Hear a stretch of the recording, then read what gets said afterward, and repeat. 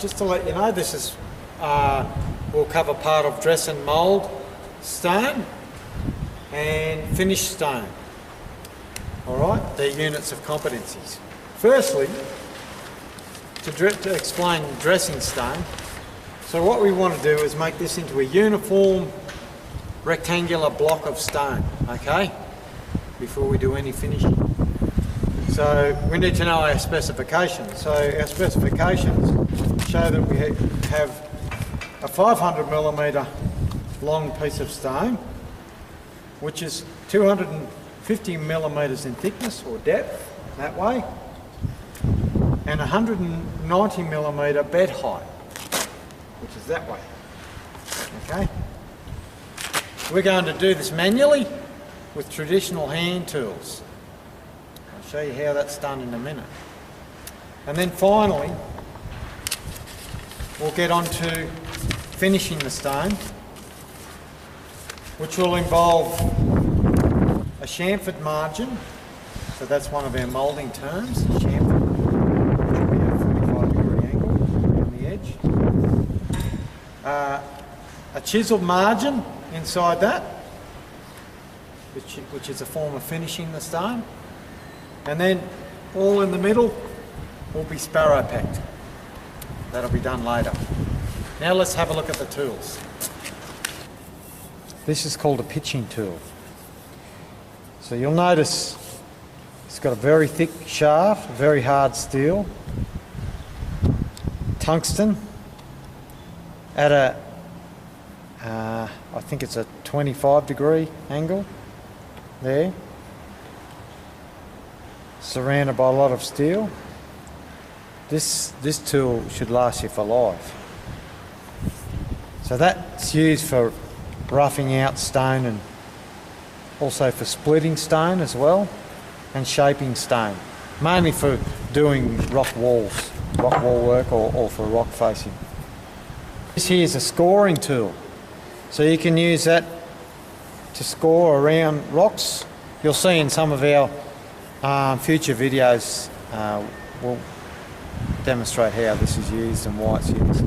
But it's also handy for dressing up nice tidy corners during construction, so for returns on windows and corners of buildings and coins. This is a smaller, narrower scoring tool as well, but it can also be used for scabbling out. Two important tools for roughing out your stone are Scotch chisels. There's two widths there.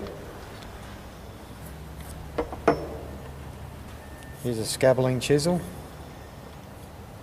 Tungsten tip. The tungsten goes all the way down there. Very expensive, this tungsten, so we have to be careful with how we treat it. I'll go into that a bit later. So each chisel gets down narrower and narrower. So now we're getting into lettering chisels.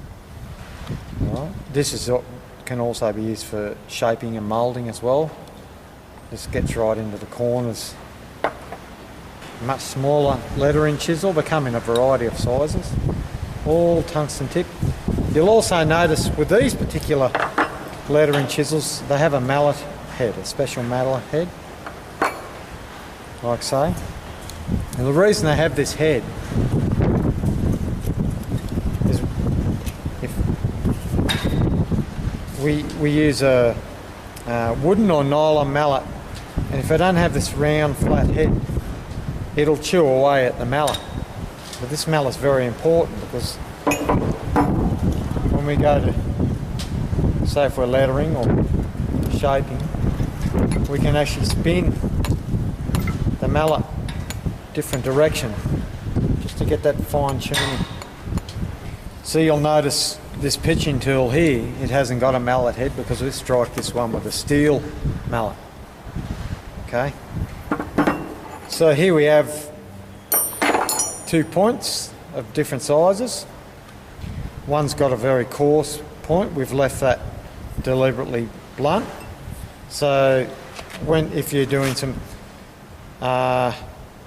very coarse sparrow pecking, you can use this one. Or if you want a finer sparrow peck finish, you can use this one. This is also useful for dressing very hard, gnarly pieces out of the stone as well.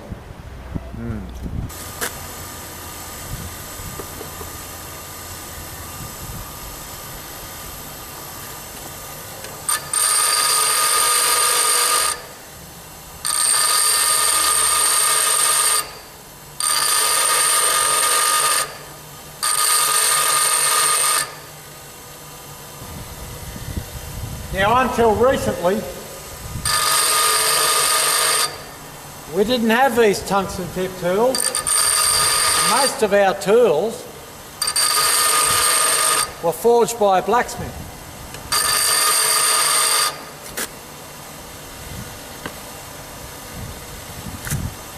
But they had to be forged from the right grade of steel.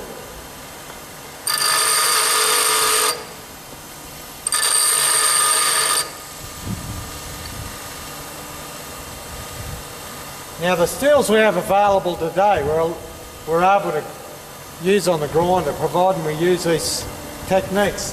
Some of these techniques have been borrowed from blacksmiths, including this one with the oil. You can see you really have to be very patient.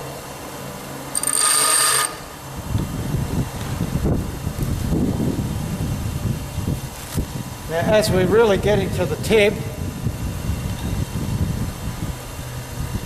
gets finer and finer. We spend a much shorter amount of time, because the finer that tip is, the faster it's going to heat up. We'll end up with a very soft tip if we don't keep it cool. There.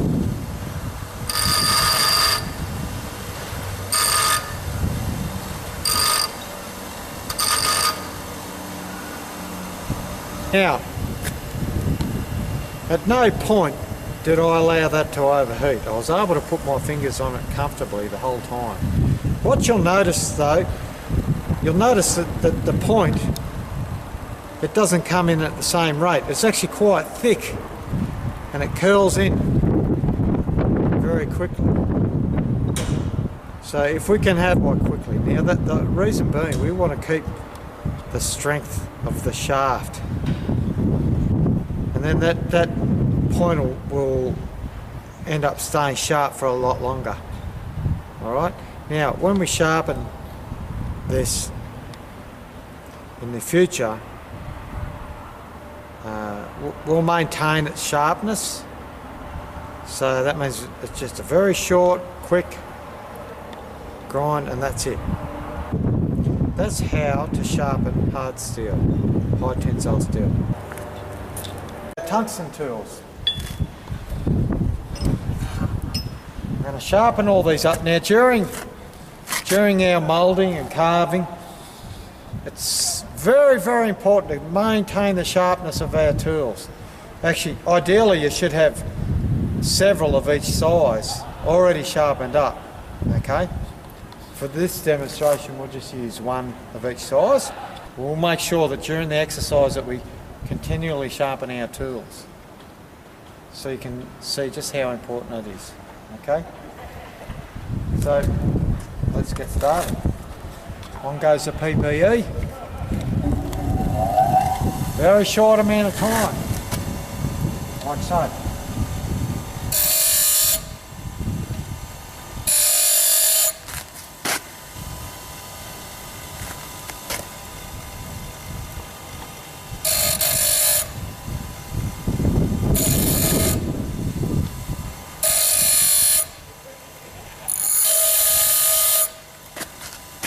Now that took a bit longer than I liked because that was quite blunt. This point's fine.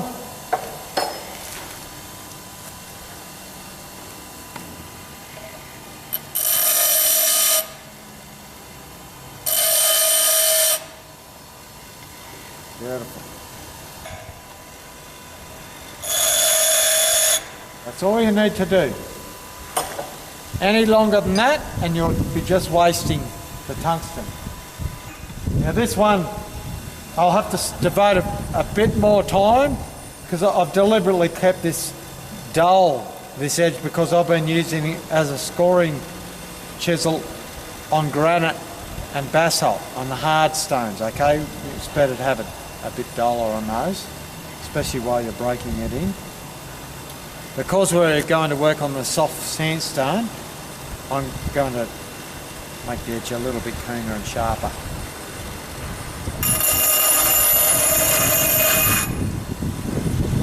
If you look at that shiny edge there, if we can just pan in, Matt, you'll see it's a little bit wider and then it gets narrow as we go across, so we've got to make sure we balance that out so we've got the same edge there. We want it to come up to a keen edge. So I'll spend just a fraction of a second longer on this side. You just need nice light fingers when you do it. Yeah, it's more even now, see?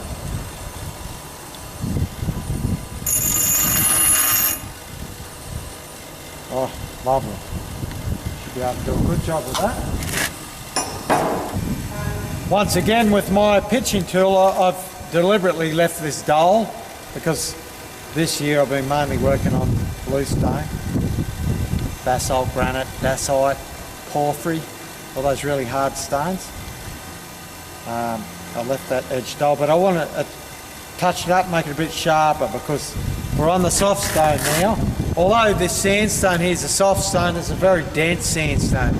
As you'll remember when we split this up from a big slab with the spalling hammer, it took quite a lot of effort to split it because it's very dense, hard. Have a look. The angle, see the angle? And that's how quick it is, okay? That's all you need.